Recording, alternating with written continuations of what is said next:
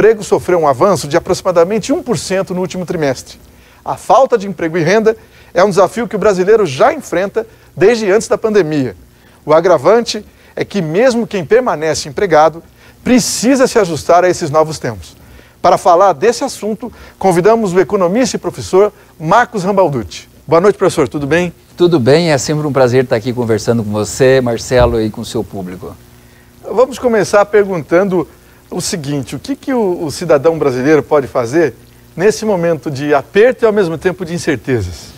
Bom, a primeira coisa é fé em Deus, porque afinal de contas nós precisamos ter aí um apoio de uma outra natureza para a gente enfrentar esse momento pandêmico. No que diz respeito à economia, as pessoas precisam mais do que nunca ter uma administração orçamentária financeira doméstica muito rígida nesse momento. Agora, isso é bonito falar para quem tem dinheiro, né? Para quem não tem o dinheiro, ele vai falar o seguinte: o que é que eu vou fazer? Eu vou administrar o quê? Saldo negativo? É muito difícil. Então, neste momento, nós precisamos encontrar formas de acessar algum tipo de renda, seja você microempreendedor, seja você trabalhador informal, ou seja você aquele que está empregado também, mas está dentro de casa. Inúmeras empresas anunciaram, fecharam as portas. O que aconteceu? As empresas brasileiras não tinham reserva alguma, ou por problemas da economia brasileira elas não conseguiram fazer essa reserva? Na verdade, nós já vínhamos com um problema ao longo dos últimos 4 anos, que se agravou, vamos pensar o seguinte, nos últimos 2 anos. Isso empobreceu as famílias, mas também empobreceu as empresas. As nossas empresas, a empresa brasileira, já não tem um comportamento de criar uma poupança para momentos difíceis, porque a empresa brasileira é exatamente igual ao cidadão brasileiro. Ele não tem o hábito, né? Então, a empresa é um reflexo daquilo que é o cidadão. O cidadão que não tem aquele hábito de fazer uma poupança para momentos de dificuldade também é o gerente daquela empresa que não tem o hábito de fazer uma poupança para esses momentos de insegurança. E isso acabou provocando um descompasso tremendo, uma falta de fluxo de caixa, e nenhuma empresa consegue. A bem da verdade é o seguinte: não tem empresa mediana aqui no Brasil que consiga sobreviver 60 dias sem fluxo de caixa. Ponto. E tem aquelas regulares. As regulares conseguem sobreviver 30 dias. E aquelas ruins, 24 horas. Porque muitas empresas em Londrina, principalmente em Londrina e no país, principalmente um microempreendedor individual, é aquele sujeito que vende de manhã para comer à noite. O dia que ele não tiver fluxo de caixa, ele quebrou. Simples assim. E foi assim que muitos negócios acabaram. Não tem a menor dúvida. Exatamente, em negócios grandes, negócios tradicionais, principalmente na área de alimentos, ela redundou aí, não tem fluxo de caixa. Restaurante não tem fluxo de caixa, que se sustente sem ter clientes. Então eles vão quebrar, não tem a menor dúvida. Agências de turismo também vão quebrar, e outros que dependem desse processo, evidentemente, vão ter muita dificuldade. Houve gente que falasse: não, agora é o tal do discurso de você deve se reinventar. O restaurante faz o delivery. O problema é que não tem tanta gente para consumir mais, não é? Nós temos 2 probleminhas aqui, que essa crise é uma crise completamente diferente daquela crise de 29, daquela crise que nós tivemos em 2007. Aqui, naqueles momentos, a crise era de demanda, faltava demanda, então o governo tinha um papel preponderante em puxar essa demanda. Este vírus, ela causou 2 problemas, um na oferta e outro na demanda. Nós não temos pessoas com dinheiro para comprar e nós não temos empresas para produzir. Então nós temos esse choque, tanto da oferta quanto da demanda. E isso causou aí um reboliço sem precedentes. E na verdade, se alguém falar que tem a solução para resolver o problema, ou é um fantasioso, está vivendo em uma outra realidade, ou ele conseguiu aí, através de uma lâmpada mágica dele, encontrar uma solução que os outros não estão conseguindo encontrar. E o desemprego, como é que está? Existe um número ou ninguém divulga? Não, existe um número sim. O CAGED, o Cadastro Geral de Empregados e Desempregados, ele leva e fornecia mensalmente o valor, a oscilação do emprego formal aqui para o Brasil inteiro e evidentemente aqui para Londrina. Então, só para a gente ter uma ideia, já que você me perguntou da taxa de desemprego, em abril de 2015 nós tivemos o pico do emprego formal aqui em Londrina. Deste abril de 2015 a 1º de janeiro de 2020, Londrina estava com um déficit, um saldo negativo de 13.500 postos de trabalho, com carteira assinada a menos. Isso significa que nós estamos vivendo realmente uma situação bastante crítica. Agora, você vai me perguntar, e o futuro aqui, vamos pensar 2020. 2020 nós podemos fazer 3 cenários. Um cenário realista com uma perda do nosso PIB de 5%. Um cenário moderado, um cenário positivo, um cenário otimista, com perda de 5% no nosso PIB. Isso quer dizer, a partir de 1º de junho, nós já recuperamos as nossas características e começamos um processo produtivo. Você acredita nisso? Nem eu. Então, exatamente, esse é o cenário positivo. Um cenário mais realista, que a gente vote em agosto. Em agosto a gente começa a fazer a produção, a queda no PIB 6,6%. Se você falar, não, isso vai ser pior ainda, nós só vamos conseguir isso no início de outubro. Queda do PIB, 8,6%. Barbaridade. Acontece que para cada queda de 1% no PIB, significa 1.250 empregos com carteira assinada a menos. Então, num cenário mais negativo, nós teremos mais 10 mil postos de trabalho com carteira assinada a menos na cidade de Londrina em dezembro, no final de dezembro de 2020. Somado aos 13.500, nós temos aí o cenário de 23.500 postos de trabalho com carteira assinada a menos somente na cidade de Londrina.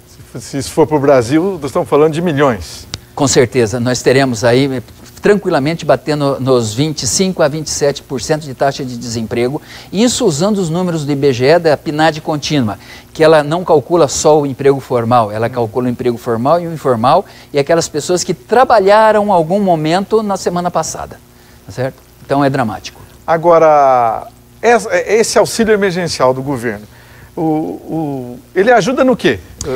A primeira coisa, ele ajuda em todos os momentos. A primeira, ele coloca dinheiro na mão de quem está sem renda, ou que tem uma renda mínima, que ele se encaixou, se ele enquadrou naquela renda necessária para ter esses R$600, é R$600 que ele coloca no bolso. Nem sempre isso pode ser muito significativo para pessoas com uma renda um pouco maior, mas para essas pessoas que vivem com um salário mínimo, eu estou falando de R$600 líquido na conta, isso é muito interessante. R$600 na mão de quem compra, na mão de quem demanda, significa que são R$600 sendo consumidos por quem está produzindo. Então você conectou, você deu fôlego também para quem produz e para quem consome. Então é fundamental que este número e este valor seja dado a legítima importância que ele tem. Ele tem importância sim. Longe de ser suficiente, diga-se de passagem, mas ele tem a sua importância. E o governo vai aguentar? Ele tem fôlego para bancar? Não. Porque são milhões e milhões de pessoas precisando do auxílio, né? É importante a gente lembrar que o governo, que a administração pública, federal, estadual, municipal, não é uma entidade que veio de Marte com um baú cheio de dinheiro e que só não atende às necessidades da sociedade porque tem um coração preto e peludo. Não é nada disso. O governo, a administração pública funciona a partir daquilo que ela recolhe, que ela retira da sociedade. Toda vez que a sociedade, que a administração pública gasta alguma coisa, isso significa que vai sair no coro de quem? Da sociedade. Então não adianta a gente achar que nós não vamos pagar essa conta é nossa, é para nós e é nossa. Então ninguém vai ter almoço de graça, não precisa se preocupar com isso daqui. Agora, o governo está procurando conciliar a sua capacidade de atender essa demanda com as necessidades da sociedade. As necessidades nossas são infinitas, mas a capacidade que tem o governo de atender, ou que tem uma sociedade de alimentar o governo com essas despesas é absolutamente limitado. Cabe aqui encontrar o ponto de equilíbrio onde a gente possa ajudar a sociedade sem matar a sociedade. Não adianta ajudar ela no presente para matar ela no futuro. Vai cair muito a arrecadação? Muitos empresários sequer vão pagar imposto, não é? Fiz uma projeção usando para Londrina 2 tipos de impostos. O ISS, que é a terceira maior arrecadação, a segunda maior arrecadação, atrás acho que do IPTU, que é a primeira arrecadação, ISS, e a transferência de ICMS do governo do estado, que é 25%, para a municipalidade, que é o terceiro maior imposto. Esses 2 impostos representam praticamente 50% da receita do município. A queda que a gente está prevendo é em torno, se cair o PIB em 5%, 133 milhões de reais deixam de entrar nos cofres municipais. Uma queda de 6,6 vai significar alguma coisa em torno de 140, 150 milhões. E 8,6% aí uma perda aí de 165 milhões. Alguma coisa muito próxima a 11% do orçamento municipal para 2020. É absolutamente significativo.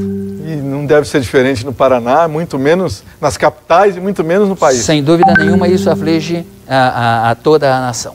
E será que eles têm lá economistas pensando o que fazer? Porque, ao contrário da iniciativa privada, eles não podem demitir, porque todo mundo tem estabilidade praticamente, não é? É verdade. Como pagar o salário dos funcionários públicos, dos servidores? Olha, vai chegar um momento que é impagável essa conta, porque quando você vai perceber qual é o limite de gastos, porque o governo, na bem da verdade, ele arrecada, daquilo que ele arrecada, mais de 50% vai pagar só funcionário.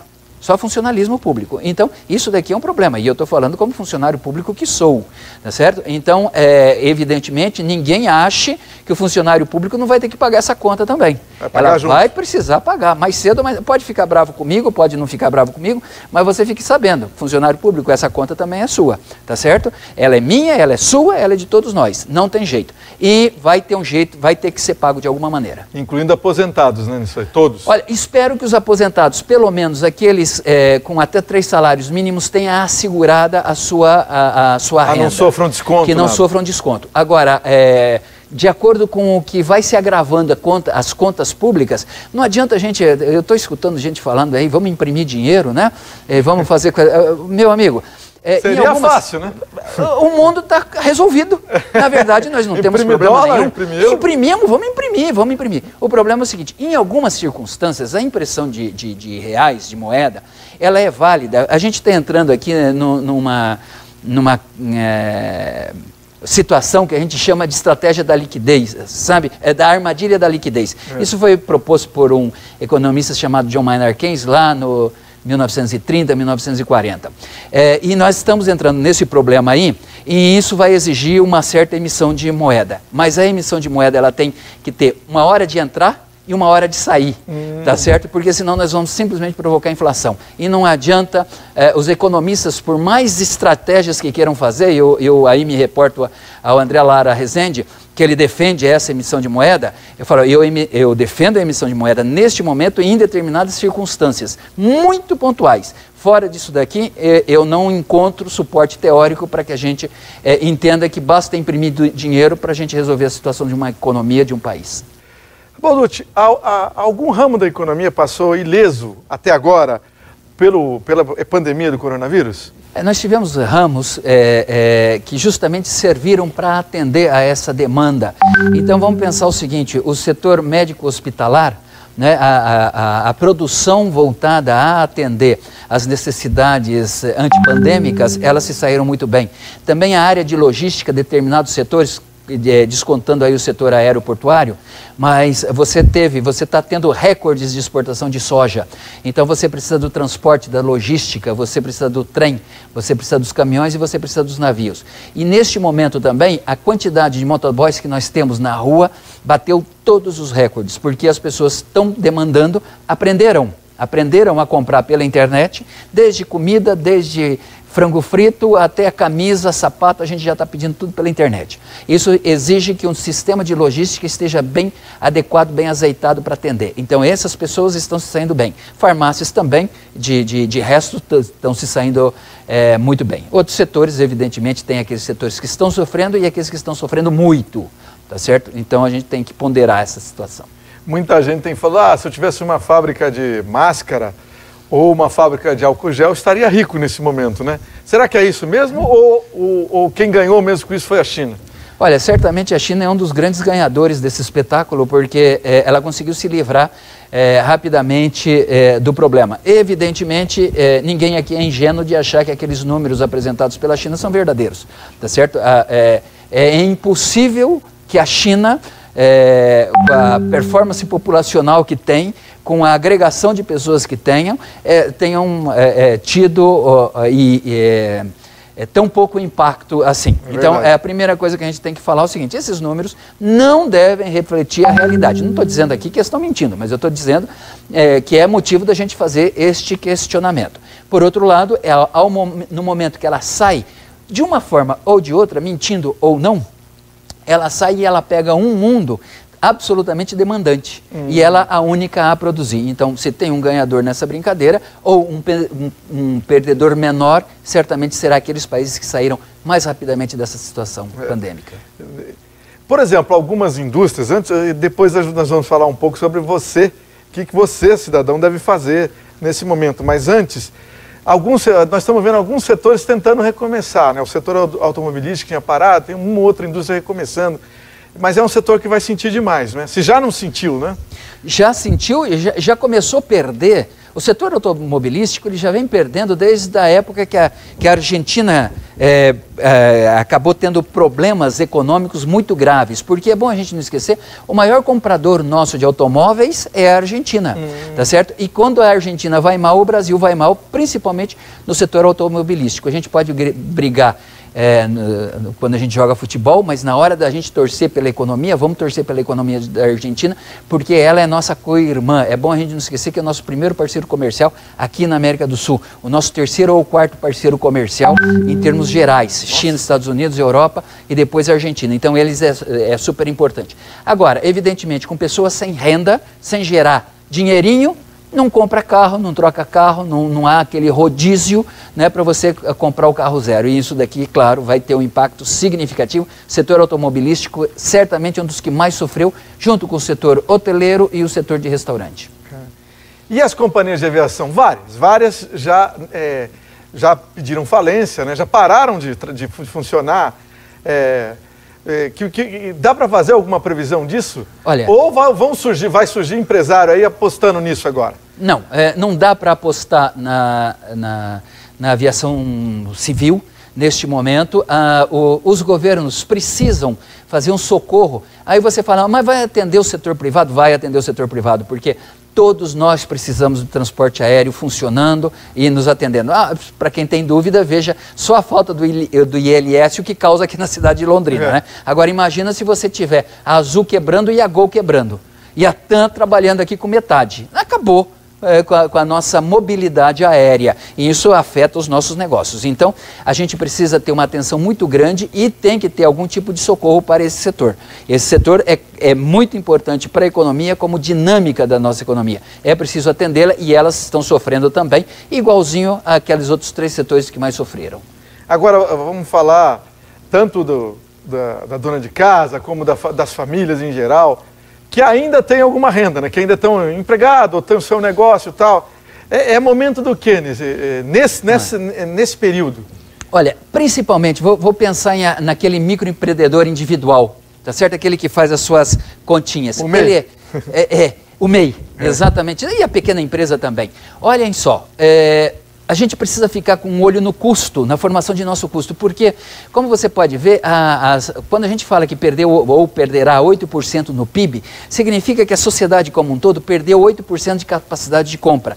Significa que ele está menos propenso a gastar. Então você tem que ter um olho na redução dos custos teus. Segunda coisa que você tem que lembrar, hoje as pessoas querem comprar e ter a entrega feita na sua casa. Então, providencie um jeito de administrar a logística para fazer esse produto chegar na mão do seu cliente. Uma terceira dica, todo mundo está usando a internet. Mesmo quem não estava usando a internet, eu não sou muito afeito a redes sociais, acabei tendo que entrar em redes sociais e faço lives e faço agora. Por quê? Porque todo mundo teve que aprender. Então, você, pequeno microempreendedor, lembre, use esses recursos para fazer acessar ao seu cliente. E quarta e última dica, mais importante de todas, que serve para todos, conheça o seu cliente. Empresário precisa conhecer o seu cliente, saber o que ele compra, quando ele compra, onde ele compra e como ele quer receber essa mercadoria. Se você conseguir acessar essa informação, você deu um passo muito grande para sobreviver. As famílias, diria o seguinte, mantenham um orçamento doméstico muito controlado. É muito ruim a gente ficar dentro de casa, porque o que a gente faz? Levantar da televisão para abrir a porta da geladeira. Nesse momento a gente tem que usar de inteligência e criar alternativas dentro da casa. Mesmo que você more num cubículo, estejam apinhados em 4 ou 5 pessoas. Use de inteligência para poder vencer esse momento de pandemia. Por último, e eu acho que também é importante, lembre-se o seguinte, nós só vamos conseguir sair desse momento a hora que a gente conseguir vacinar 70% das pessoas estiverem imunizadas. Isso acontece de 2 maneiras. Ou você se expôs ao vírus, ou encontramos a vacina. Qualquer uma dessas 2 coisas leva 10 meses. Portanto, comece a pensar agora, porque daqui só 10 meses nós vamos ter realmente a recuperação e a solução desse mercado. Já teve muita gente que, além de uma aposentadoria, de um salário, tem lá renda através de aluguéis, de um imóvel, de um apartamento, de uma casa. Naturalmente, esse pessoal já está tendo que pensar, porque muita gente parou de pagar, né? Não tem a menor dúvida. A primeira coisa é o seguinte, a negociação é fundamental que você faça para esse inquilino. Todo mundo sabe, quem tem aluguel sabe, que a perda de um inquilino é um prejuízo muito maior do que você dar um desconto de 10% para ele. Tá certo? Primeiro, porque você fica um mês sem receber. Se você pegar um mês sem receber, já quase praticamente significa os 10% de prejuízo que você teve se tivesse dado um desconto para ele. Segundo, você vai ter que pagar mais um aluguel para a imobiliária, 50% ou 50%, ou de acordo com o que você negociou. Então você tem um prejuízo certo na mão. Antes de você assumir esse prejuízo, assuma o outro. Reduza o valor. Você vai estar perdendo, a economia toda vai estar perdendo, porque você vai ter menos condições de gastar, de comprar bens e serviços com aquele dinheiro. Mas é a maneira mais inteligente de você enfrentar este momento. Agora, tem um outro detalhe. Tem gente que ainda por cima está nesse momento com menos dinheiro no bolso e ainda herdou contas, né? Como, por exemplo, um financiamento de carro. Como é que vai fazer? Como é que faz? A negociação. Neste momento, ninguém... Inclusive, para ter uma ideia, nós não estamos nem trabalhando com os dados da ACIL de inadimplentes, de número de inadimplentes. Sabe por quê? Porque ninguém está informando quem está inadimplente, simplesmente porque o cara não consegue pagar e não adianta você chegar e serazar, negativar o nome dele. Não há um contra-argumento. Não está um contra-argumento. Então, qual é o argumento? É a negociação. Olha, não posso pagar. Você vê, prestação da casa própria sendo negociada, transferida para 3 meses, com o presidente da Caixa já sinalizando a possibilidade de postergação desse montante até dezembro. Todos os financiamentos estão abertos à negociação. Negocie. Esta é a palavra-chave. Negocie dentro, faça a sua contabilidade, tá? Na hora de negociar, não esqueça. Veja aquilo que você pode assumir, de fato e de direito. Aí sim você consegue fazer uma negociação muito legal. Você falou na Caixa, eu me lembrei de todo o sistema bancário, né? E os bancos? Os bancos eu não ouço muito falar de que estão demitindo, de que estão com problemas. O que tem os bancos que conseguem passar meio desapercebido na pandemia do coronavírus? Os bancos foram tão inteligentes que quando eles perceberam o sistema sindical se fortalecendo, o que eles fizeram? Colocaram máquinas no lugar de gente. Então a gente tem até que tomar cuidado, ser muito inteligente quando a gente se amotina, porque a gente tem que olhar para os 2 lados dessa moeda. Os bancos continuam com a sua rotina praticamente normal. Tá certo? Os caixas eletrônicos estão atendendo, o home bank está atendendo, as pessoas não gostam de ir no banco. Fala aqui para mim, conta aí para mim, quem é que gosta de ir no banco? Eu não gosto de ir no banco, eu não quero nem ver o meu gerente. A maior parte das pessoas são assim. Até porque eles ficam oferecendo produtos o tempo todo, né? Também tem isso. Bom, o prejuízo será certamente na quantidade de produtos que eles não estão conseguindo colocar. Mas afora isso daqui, é um setor que consegue sobreviver muito bem em épocas com esse tipo de comportamento, onde a reclusão social é responsável pela diminuição da oferta e do produto. Não pode haver uma grande perda de poupança, por exemplo, o povo retirar, ou não, as pessoas estão deixando o dinheiro lá? Interessante o que acontece, quando a gente olha a realidade, o número de poupadores aumentou.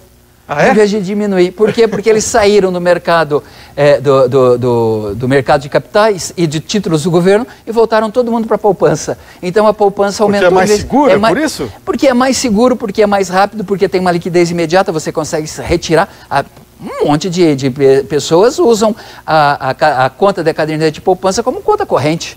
tá certo? Usa o cartão débito sem problema nenhum. Então, para que eu vou ter uma conta corrente? Então, ele usa essa poupança. O que ele faz? Transfere esses recursos todos para a poupança, e por isso que nós tivemos, este mês que passou, um número maior de poupadores do que nós tínhamos no mês anterior. Eles já não estão nem se preocupando se a rentabilidade é maior ou menor que outro investimento. Mesmo porque a Bolsa de Valores só perde, né? E a taxa Selic a 3% não remunera ninguém.